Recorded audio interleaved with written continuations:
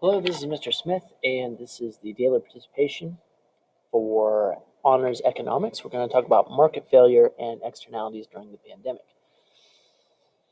And just for a brief overview, the types of market failure include public goods, those that are non-rival and non-excludable, inequality, unfair distribution of resources, a monopoly, one firm or entity dominates an industry, eliminating competition, sometimes causing higher prices and inefficiency. Merit good is when people underestimate the benefit of a good.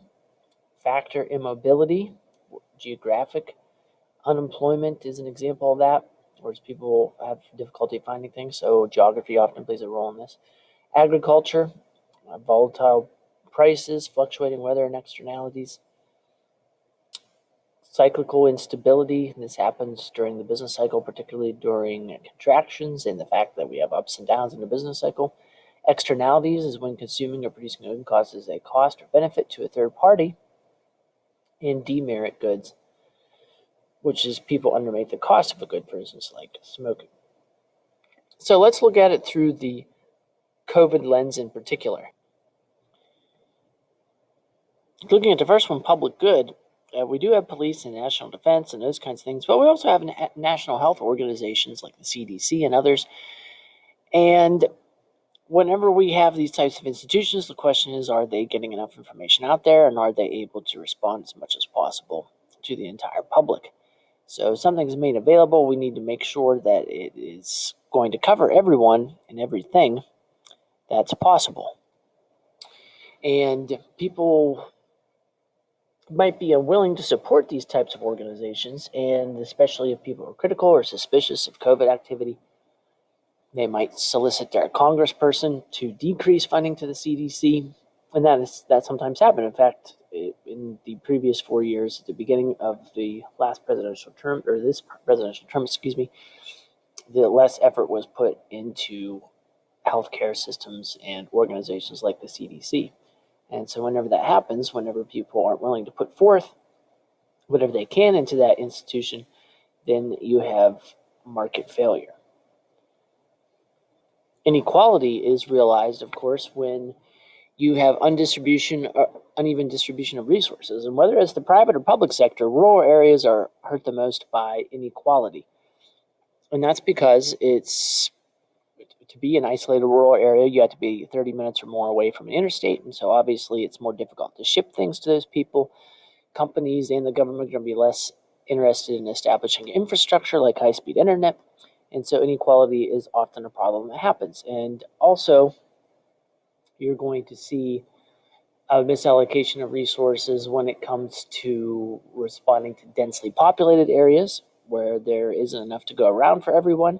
And the difficulty is not necessarily in transportation and delivering things in more populated areas, but it's the problem that you have such a saturation of people that establishing an efficient system to distribute goods and services becomes more difficult, especially when you have a situation where people are supposed to be socially distant, for instance.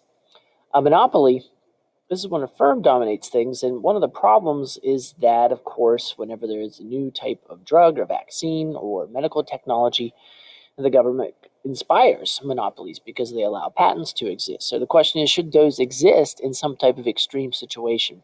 Like if all of a sudden a company comes up with a vaccine that is 100% effective and it can be shipped and stored over long periods of time, and it could be mass produced, a million doses a day at least, and they get a patent for it, should the government allow that, and then that company can charge whatever they want?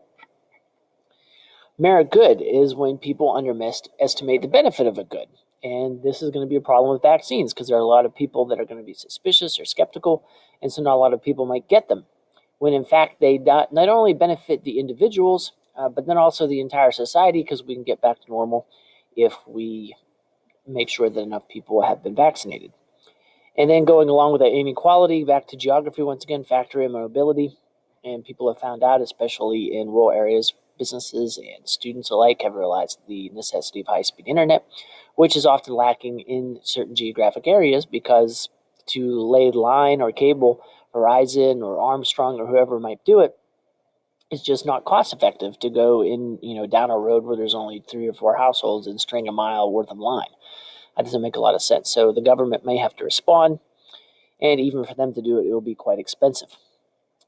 Agriculture is one of the areas where we see lots of market failure. This doesn't necessarily apply to COVID from the weather perspective, obviously, but when you have large amounts of laborers, especially if you think about the meatpacking plants, how at certain times during the summer, because of outbreaks that happen inside certain plants, we're worried about the provision of meat, for instance, throughout the entire country.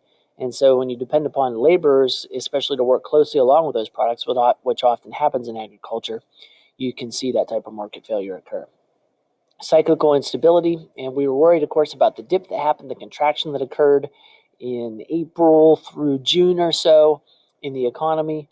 And whenever that happens, of course, people become pessimistic and they stop buying and they lay off more than they need to. And, even beyond what might have been necessary for the pandemic. And so that becomes an inefficient allocation of resources because you're not utilizing all of the resources that you would have otherwise, because maybe you become hesitant, like, well, the economy's doing bad and my employees are all fine and we're socially distant, but we better lay off a few people anyway, just in case. That would be an example of inefficient decision making and use of resources. And so that's a market failure whenever you have a downward trend in the cycle.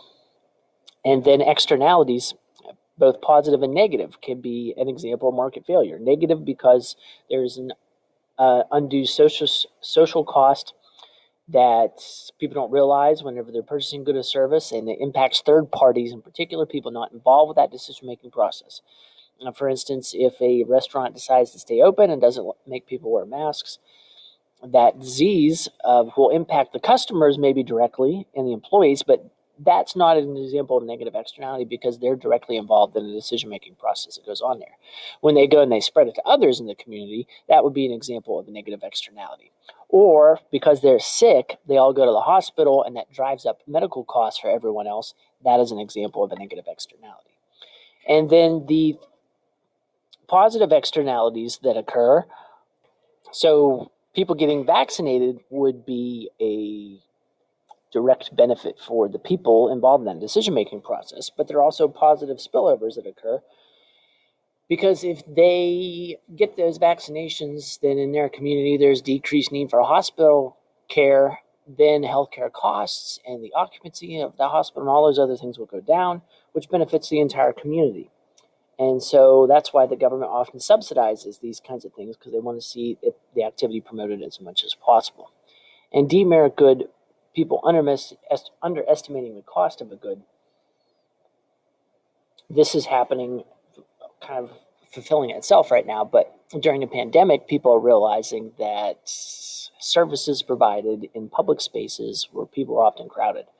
So even if there wasn't a lockdown or regulations, there would be a lot of people that would realize, of course, that there is a demerit to this, that there is an underlying cost to being out mingling with other people and spreading the disease, which then impacts them, which then impacts other people they come in contact with. And so the government, if it wasn't able to have lockdowns or restrict occupancy through zoning laws, it might just advertise and educate people, hey, it's not a good idea to concentrate around lots of others right now. So that way they can promote the negative impact of that demerit good.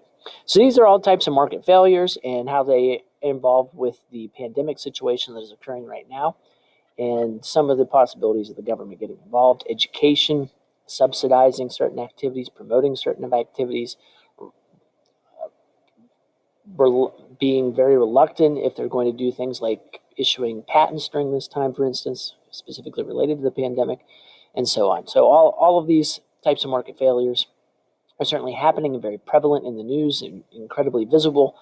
And it's pretty obvious whenever there needs to be some type of government solution to all of them. And one thing I didn't address, of course, is going back to inequality, the fact that there is a supply shortage, basically, because of excess demand on masks and wipes and toilet paper for some odd reason. All those things are also where there could be a possible market failure. And in those cases, we hope the private sector can follow through and centralize their supply chains and decrease the amount of differentiation they have. For instance, toilet papers, You don't need 20 different types of toilet papers and 20 different assembly lines for toilet paper. You put it all into one type of toilet paper so you can produce more, which should help increase demand to stop the shortage from happening. So you hope companies can do that, but there's also areas where they might just not be able to. And so the question is, does the government step in, for instance, for making ventilators and take over a factory or order a factory of a company that doesn't usually make them, but could easily convert their equipment to do so? Should the government step in and force them to do that? And sometimes that does happen. During World War II, a number of private companies, for instance, the automobile industry, they weren't making cars. They were making military vehicles in particular. So is it a good enough situation, or good enough reasoning, in the situation to make sure the government can go in and take those steps? So there are government solutions, but obviously they're incredibly debatable, especially if the government has to take over some private sector activity.